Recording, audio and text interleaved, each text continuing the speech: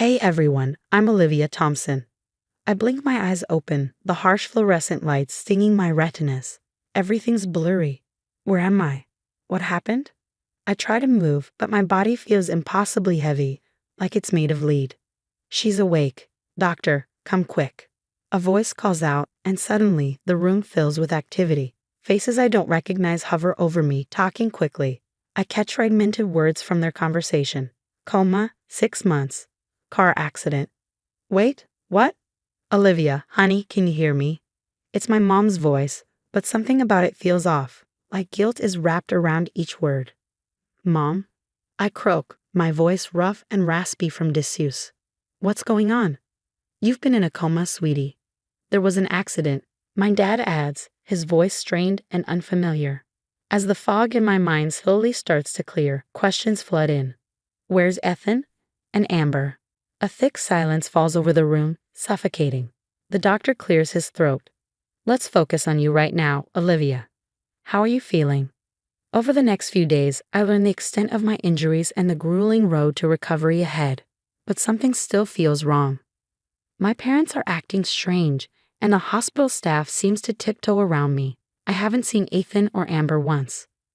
Mom, where's my engagement ring? I ask one day during her visit. She flinches, then quickly glances at the clock. Oh, look at the time. I should get going. Your father will be here soon.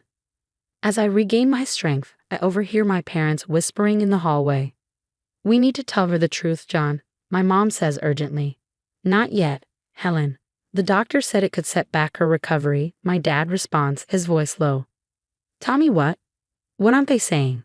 That night, I convinced Sarah, the night nurse, to let me borrow her phone, just for a few minutes. She hesitates but hands it over, glancing nervously around.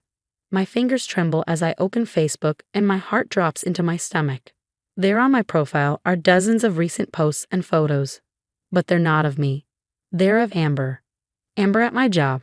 Amber with my friends. Amber with Ethan. My hands shake as I scroll through post after post. It's like staring into a warped mirror, my life reflected back at me, but wrong. So wrong. Nurse, I call out, my voice trembling. I need to speak to my parents, now. Sarah rushes in, concern etched on her face. Olivia, what's wrong? I turn the phone towards her, showing her Amber's face grinning back from my profile. Everything, I whisper, everything is wrong. As Sarah leaves to call my parents, I lie there, staring at the ceiling, my mind racing. What the hell happened while I was asleep? And more importantly, what am I going to do about it? The door creaks open and my parents walk in, guilt etched deep into their faces. It's time for answers, and I'm not letting them leave until I get them. Start talking, I demand, my voice steadier than I feel. What's going on with Amber? Where's Ethan? And don't you dare lie to me. The silence is thick and uncomfortable. My mom opens her mouth, then closes it again, her eyes darting nervously to my dad. I'm going home, I declare, struggling to zip my bag with my still weak hands. Honey, maybe that's not the best idea right now, Mom says softly, exchanging a worried glance with Dad. Why not? It's my apartment, isn't it? The silence that follows feels deafening. Isn't it? I repeat, more forcefully this time. My dad sighs deeply. Olivia, there's something we need to tell you. But I don't wait to hear the rest. I'm already out the door, hailing a cab. My parents trail behind, protesting weakly, but I don't care. The ride home is tense, filled with their vague warnings and my cold, stony silence. As soon as I walk through the door of my apartment, I see them, Amber and Ethan, cuddled up on my couch in my living room, like they belong there. Like I'm the intruder. What the hell? My voice is barely above a whisper, but the shock in the room is palpable. Amber jumps up, her face a mask of guilt and fake concern. Olivia, you're home. We didn't expect you so soon. Clearly, I spit the word out, my heart pounding. What are you doing here? In my home? With my fiancé? Ethan stands, looking everywhere, but Liv, I can explain, Ethan says, his voice wavering. Oh, this should be good.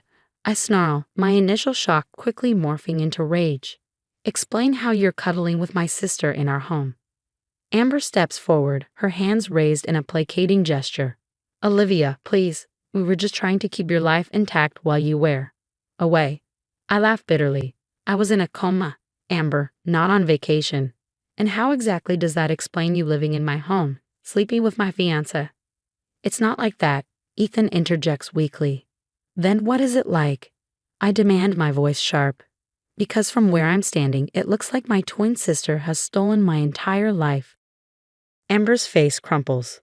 I was just trying to help. Your job, your apartment. I couldn't let it all slip away while you were gone. And Ethan?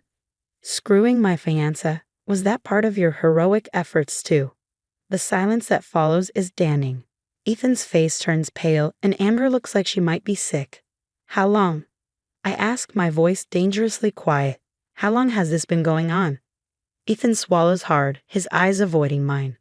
Liv, we started before the accident. He hesitates. I'm so sorry. The world tilts as his words sink in. Before the accident. They've been betraying me for over 6 months, maybe longer. I turn to my parents, who've been hovering anxiously in the doorway. Did you know? I ask, my voice shaking. Their guilty faces tell me everything I need to know. We thought, if you woke up, the shock might be too much, Mom stammers. I let out a harsh, broken laugh. Well, consider me thoroughly shocked. Without another word, I grab my bag and storm out, ignoring their pleas to talk it out. I don't stop until I find myself at a coffee shop, my hands trembling as I dial Sophie's number. When she picks up, I finally break down. Olivia? Oh my God, is it really you? Amber said you didn't want to talk to anyone after. Amber lied. I choke out. She's been lying about everything. 20 minutes later, Sophie bursts into the coffee shop, wrapping me in a fierce hug. I can't believe this, she mutters.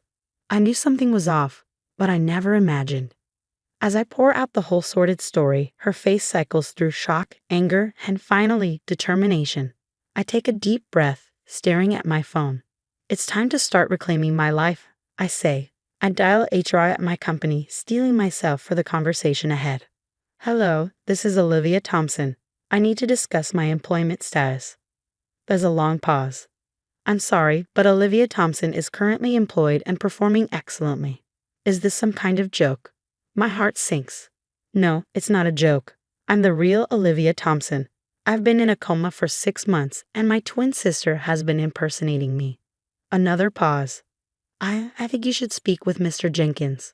Half an hour later, I sit across from my former boss, watching his face cycle through disbelief, shock, and finally, understanding.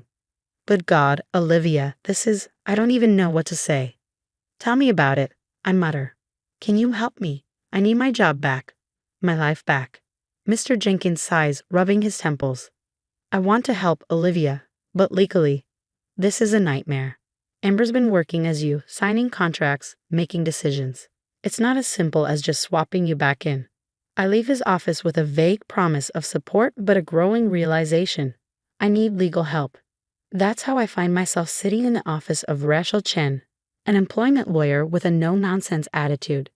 Identity theft, fraud, potential embezzlement, Rachel lists, scribbling notes. We've got a case, Olivia, but it won't be easy. We need evidence. Lots of it. I nod, determination settling in. Where do we start? Friends, colleagues, anyone who can vouch for your identity. And Amber's deception. Bank statements, emails, anything that shows she's been acting as you. Sophie becomes my partner in crime, helping me track down old contacts. It's a mixed bag. Some are shocked to hear from me, having bought into Amber's lies. Others, like my old college roommate Jenna, are furious on my behalf. I knew something was off, Jenna exclaims. Amber never could nail your laugh. Count me in as a witness. But for every ally, there's a setback. Rumors start circulating about my mental state. I heard she's confused from the coma I overhear at a coffee shop. Thinks her sister stole her life. Sad, really. I grit my teeth, pushing through the anger and hurt. Every obstacle only fuels my determination. Amidst the chaos, there's one bright spot. David, my physical therapist. He's the first person in ages who sees me for me, not as Amber's confused twin. You're making great progress, he encourages during one of our sessions. How's everything else going?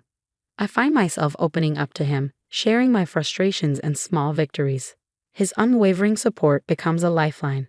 You've got this, Olivia, he says one day, his hand resting on my shoulder. Don't let them make you doubt yourself. His touch lingers, and for a moment I forget about the mess my life has become. But reality crashes back as my phone buzzes with a text from Rachel. Found something. Come to the office ASAP. An hour later, I'm staring at bank statements, my hands shaking with rage. She's been siphonning money from your accounts, Rachel explains. Small amounts at first, but they've been increasing. This is embezzlement, Olivia. We've got her. I should feel triumphant, but all I feel is exhaustion and anger. So much anger. What's our next move? I ask, my voice hard. Rachel's eyes glint with determination. We build our case: identity theft, fraud, embezzlement. Amber's going down, and we're going to get your life back. I step outside the office, my heart pounding. This is it. Months of fighting, of proving myself, have led to this moment. I take a deep breath and push open the door to Mr. Jenkins' office. He looks up, a smile breaking across his face. Olivia, come in, please. As I sit down, he slides a folder across the desk. It's done. Amber's been fired effective immediately, and I'd like to formally offer you your position back. I stare at the contract in front of me, emotions swirling inside. Relief, validation, and something else. Thank you, Mr. Jenkins, I say quietly, but I think I'm going to have to decline. His eyebrows shoot up in surprise.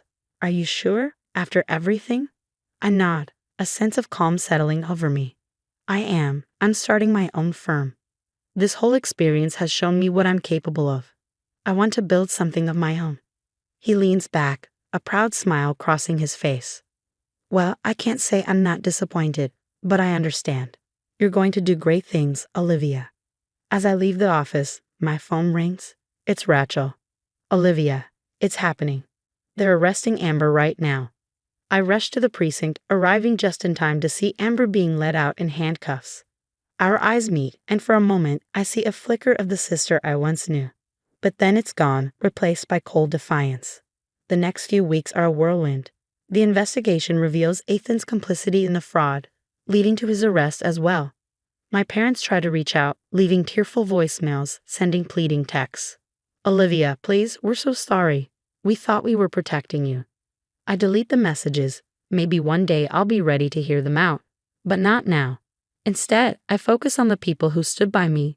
Sophie, who has been my rock through it all, and David, whose steady support has turned into something more.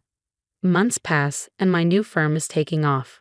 I've just landed our biggest client yet. Later that night, as David and I walk hand in hand under the stars, I reflect on my journey. I've lost so much: my old life, my family, the future I thought I wanted. But I've gained something far more valuable, a life that's truly my own.